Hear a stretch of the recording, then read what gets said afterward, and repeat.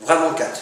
Le premier, c'est que vous ne pouvez pas imaginer la quantité d'idées générées par cette approche quand on donne l'autorisation à chacun de pouvoir exprimer librement non seulement ce qu'il a dans sa tête, mais également ce qu'il a dans ses tripes.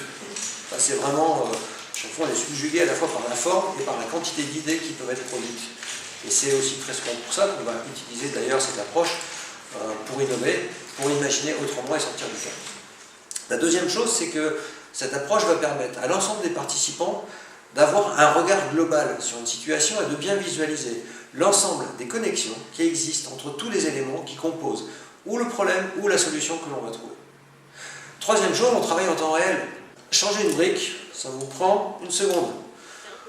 On peut ainsi changer d'idée, on peut ainsi proposer une nouvelle idée et voir immédiatement quelles sont les conséquences de cette idée sur l'ensemble du schéma sur lequel nous sommes en train de travailler, et tous les participants visualisent en même temps ce changement.